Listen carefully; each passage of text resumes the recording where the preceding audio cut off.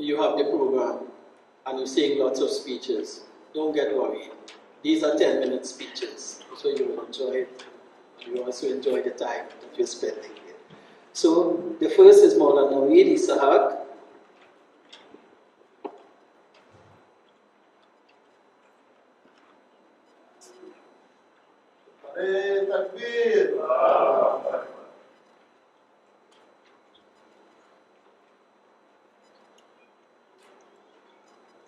أشهد أن لا إله إلا الله وحده لا شريك له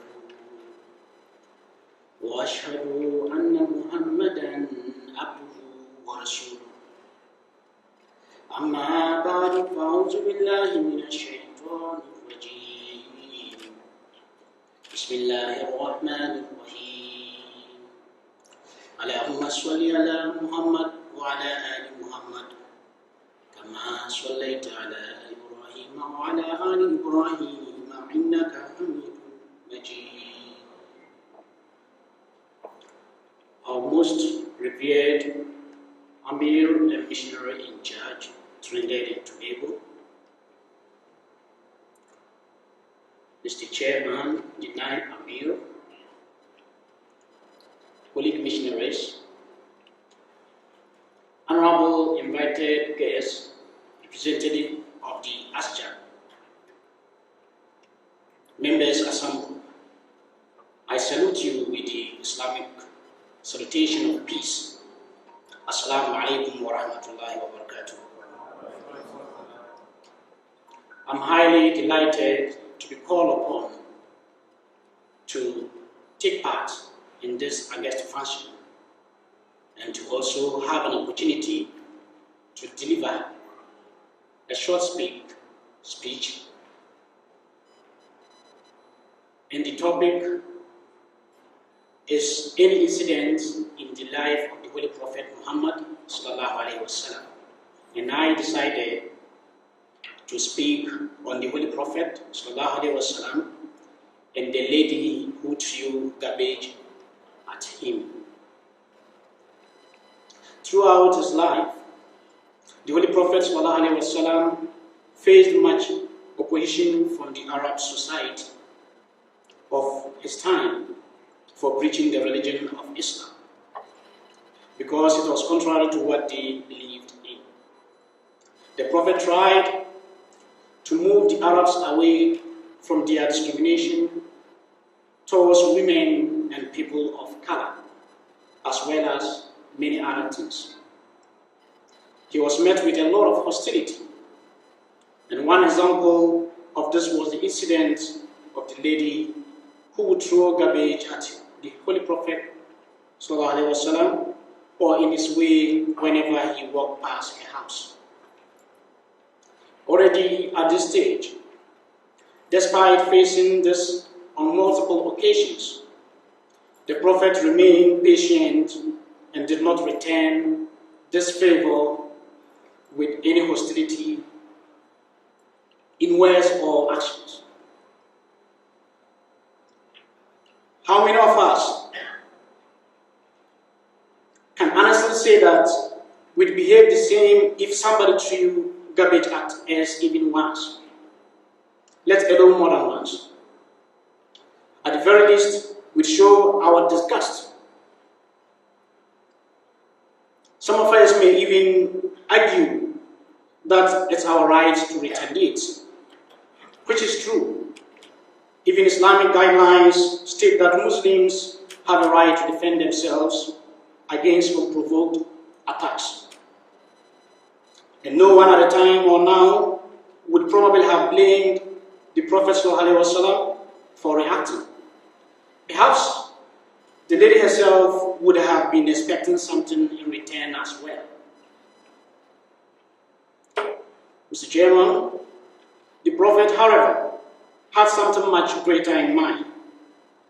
Here is where the story gets interesting. On a normal day, the Prophet again finds himself walking past a house en route his journey. He's probably expecting a repeat action from this lady. Yet this time, nothing happens. Instead of being relieved and continue on his journey, the prophet asked someone nearby the whereabouts of this lady who has been so abusive to him. We'd all be glad to just move on, and asking about the attacker would be the last thing on our mind. The reason for the prophet asking was because he had concerns for this lady. The prophet was probably wondering what happened to the lady, and eventually learned that she was sick and resting at home. If in the prophet's stead, any other person would be overjoyed and relieved. Some of us may even realize taking advantage of this in some way to exact revenge or just gloat. The prophet had a different idea. He went to visit this lady and asked her how she was doing and offered to help her around the house to make life easier for her during her sickness. The lady was not only shocked, but humbled and embarrassed by her treatment of the prophet, and was in extreme admiration that he returned her evil with goodness, and she ended up embracing to Islam.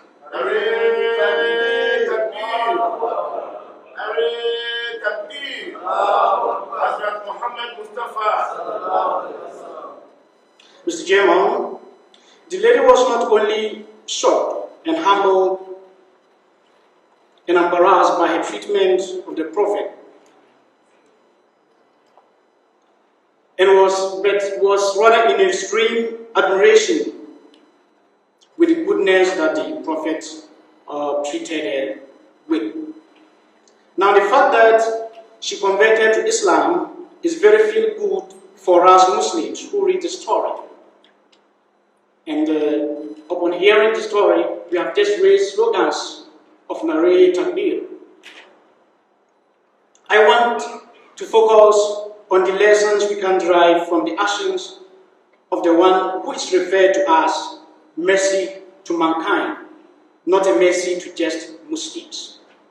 Rahmatun lil Alameen. What I take from this story is the power of kindness and patience. Without any act of violence or harsh words, the prophet was able to win over the lady. When someone beats the opposition by force, the latter has no choice but to submit, because they don't have the power to retaliate. Mr. Chairman, not only did the prophet win this lady over, but it was a willing acknowledgement on her behalf, in the sense that his behavior was so powerful that she willingly accepted her folly. Another important thing to note is that the prophet never mentioned her previous behavior. He gave her a clean slate and didn't address her abuse at all. Treated her with genuine kindness from beginning. Throughout this incident, the prophet is epitomizing his title of being a mercy to mankind. True mercy and forgiveness, brethren, true mercy and forgiveness is when you willingly choose it, despite having the power to punish it, even if that power is your right. The prophet could have exacted his revenge, let alone that he could have just left her alone and been glad. It's one day where he did not need to deal with garbage being thrown at him. Yet he still went to help her. This is what is known as Makaram Akhlaq in Arabic, roughly translating to exemplary moral traits. In Islamic thought, exemplary moral traits isn't just being good to people, it is being good to people who are not good to you. When the prophet announced his prophethood, he said, I am here to perfect noble traits as the primary objective of his mission. This incident is just one instance of him leading by example and displaying his excellent character. Truly, we can all learn from him regardless of our age, gender, race, or religion. No wonder the Quran attests to this when the Quran says that, verily in the messenger of God you have good example. Quran chapter 33 verse 22. May we always remember and strive to follow in the example of the greatest man to have ever lived. Allahumma salli ala Muhammadin wa ala ali Muhammadin kama sallaita ala Ibrahim wa ala ali Ibrahim innaka Hamidum Majid. Wa akhir da'wana anil hamdulillahi rabbil alamin. Assalamu alaikum wa rahmatullahi wa barakatuh. Takbir. Allahu Akbar. Hazrat Muhammad Mustafa Sallallahu alaihi wasallam. Ghulam Ahmed Ki Jai. Maulana Nawid Ishaq Zindabad. Jazakallah Maulana Sahib. And now I request Maulana Abdul Karim Achirefi.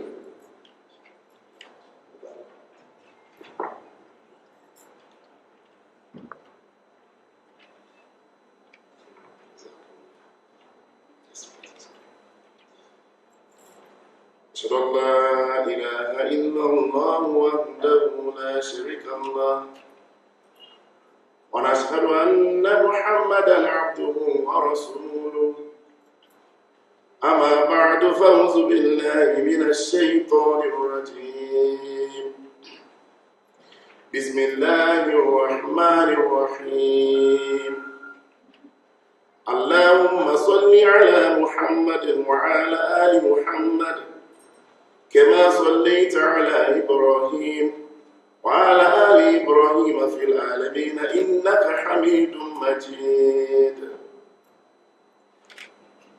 May Allah bless us all.